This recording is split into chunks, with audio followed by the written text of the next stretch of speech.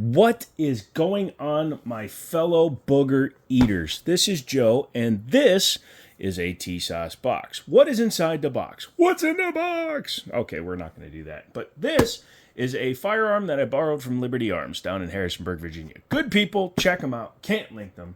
Liberty Arms, Harrisonburg, Virginia. And this gun I've been anticipating since I first saw it available or announced, and I decided to grab one for a review, and I'll probably be picking it up assuming one of my guns sells down at the store.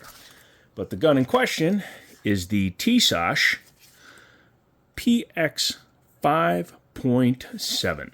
That's right, kids. This is a 5.7 by 28 in the kind of same vein as the PX9 Duty and the PX9 Carry, but this is a striker-fired 5.7 by 28 pistol, which is an amazing thing to actually look at and consider because a few years ago, FN, while they still held the patent and the copyright, which expired, which is why everybody's coming out with these guns, they were producing their FN 5.7, which was a $1,400 gun.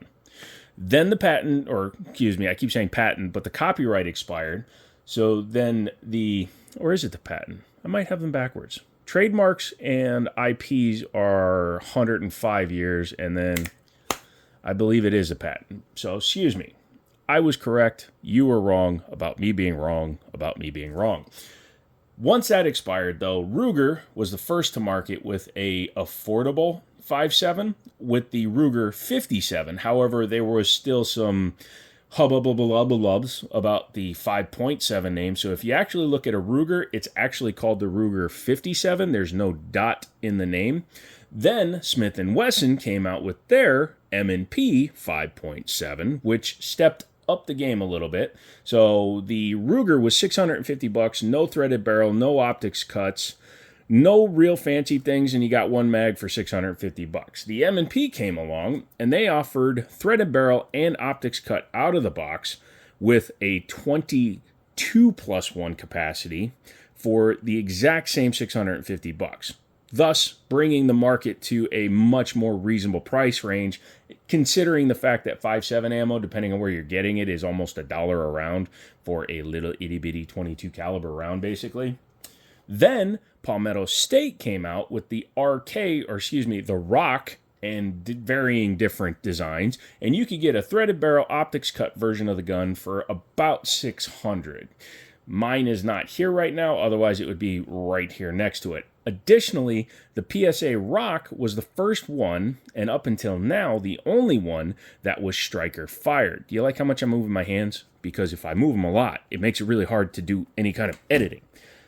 Also, I bumped the camera. This gun, which came out and it was announced at SHOT Show, is finally available to the public, and this is another striker-fired 5.7. However, this particular model is at $400. $400. We are racing to the bottom. However, because of implied Tisas quality, we're going to leave it at implied at this point, because if you've watched the other video with the Night Stalker, you'll know that I'm a little, with their whole forged bullcrap claim. So obviously Tisas will never sponsor one of these videos, so trust me, when I'm talking about them, I'm giving you my honest opinion.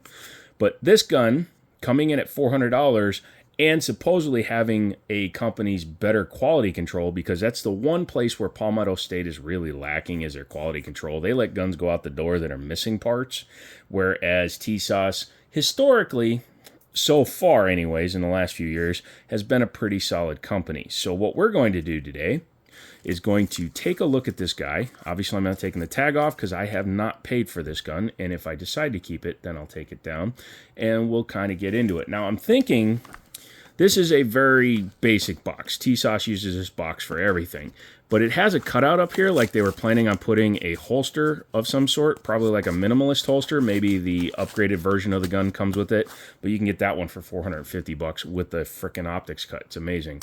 You get your lock, you get your cleaning supplies, and you get 2 metal mags. That is always a big deal. Most manufacturers are shipping 1 mag with their guns. Tisas is kind of breaking the mold by giving you 2 mags with cheaper firearms. So we'll go ahead and triple, quadruple check the fact that it's clear. All right, let's close it up, shove that out of the way. And like I said, the first thing you're going to notice is that it's very familial with the PX9 series. I've done videos on the carry and the full size, and they actually are not bad looking firearms. Like, if you compare the look to a Glock, this is an airsoft one, but it just happens to be sitting on my couch. You'll see that the size from a 17, they're very similar. But overall, this thing is very thin. It's a little bit thicker than the M&P, but not by much. The grip is kind of between the M&P and the Ruger, which is actually much more comfortable. The M&P is too thin. The Ruger is pretty nice. This is a little bit nicer because it's actually a little bit smaller. Has 1-digit finger groove there, and then flat down here with a lip on the magazine. Little cut down here so you can strip out the mag, although I've never seen a 5.7 jam hard enough to require that, but it's interesting to see they did that. No external safety. You are rocking a trigger safety. This is a flat face trigger with a blade, a red blade safety in there, which is pretty interesting to see. Ambidextrous slide lock slide release, but the mag release is not. It does look to be fully reversible though, so if you are a lefty defty or a defty lefty, you can easily swap that out. On this side, they are catering more to a right-handed shooter because this side of the frame, you can see they have a little bit of a ledge there, where on this side they only have stippling, but that's also to protect you from accidentally messing with the takedown lever. Pick rail on the front, so you can put your lights, lasers, bazookas, small children with RPGs, whatever you have laying around, because we all have to do that for home defense. Nice and minimalist laser etching in the slide for the name. Fiber optic front with a blacked out rear, which is the preferred sight for many people. And it has an extractor right there. Pardon me, I saw that back there and I didn't think it was pinned, but there's a roll pin for it right there. As you can see, the barrel does not move, so you'll see when we take it apart, it's either not moving because of the recoil or the takedown system, or it might be a fixed barrel, which is fine because all that will aid with fit, finish, accuracy, all that fun stuff. Just your standard front there. Front and rear slide serrations, easy to grab. The gun is quite light. Yeah, overall pretty nice. Let's go ahead and talk about the trigger. Has a flat face with a long friggin' trigger guard. I mean, look at that. 2 fingers in there. And it's easy to get it right to the wall. So you just a little bit of take up and a little bit of creep and brakes.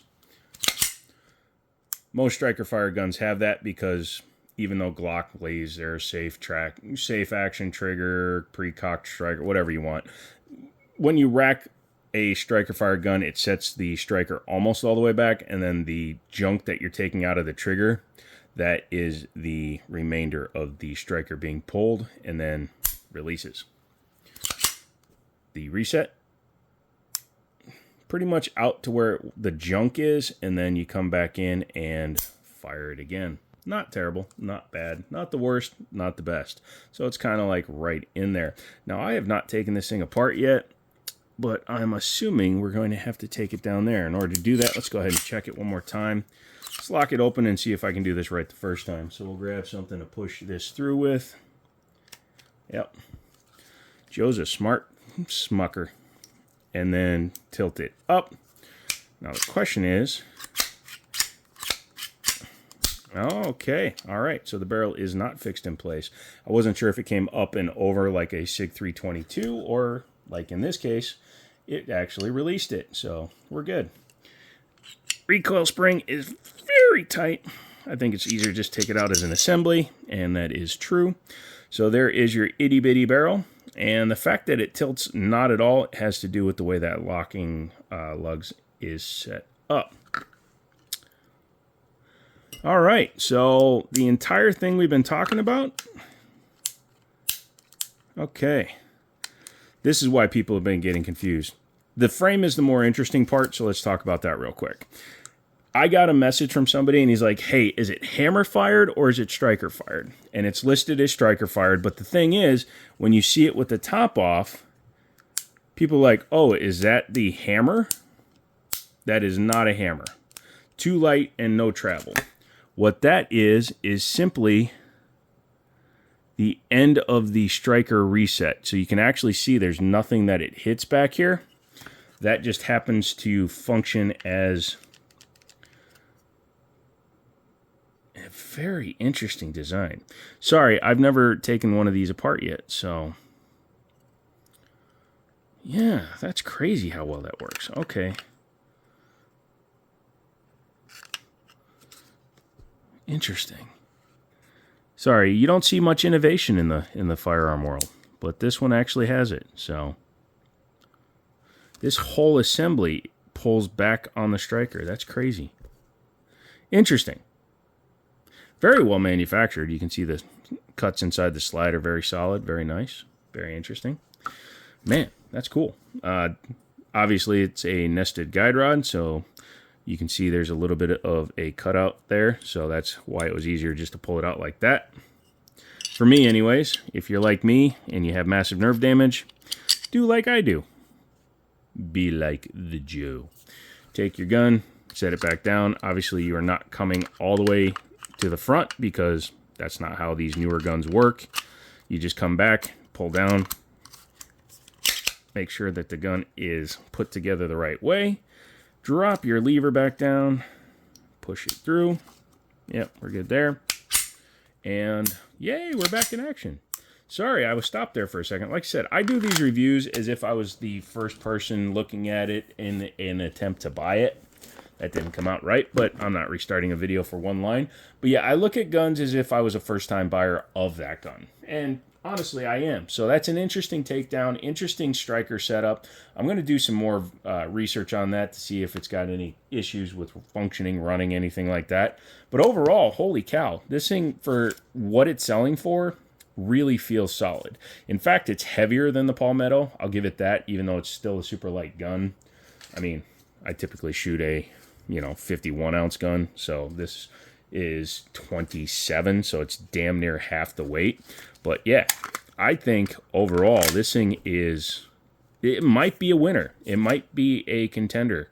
And I will definitely be putting it up against the PSA Rock just to see what we think in comparison. So anyways, if you haven't already, maybe check out some of my live streams. I do those 3 times a week, starting Mondays, Wednesdays, and Fridays at 7 p.m. Eastern Time, going until whenever I feel like stopping. If you want to help out the channel in a significant way, maybe consider becoming a member. It costs $2 a month, up to $15 a month, but don't do that.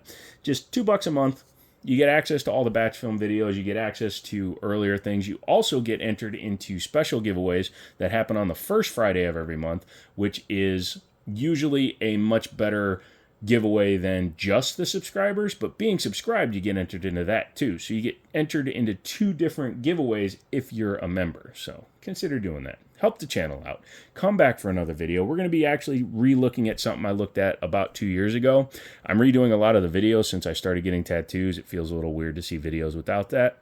So who knows? Maybe you'll learn something new that you didn't catch the last time. Come back for those videos. This will be going to the range. Sam is now going to be going to the range with me on Tuesdays, and we'll be doing more filming. So come back with me. We'll do some fun, have some fun, do some stuff, and as always, we'll talk to you later.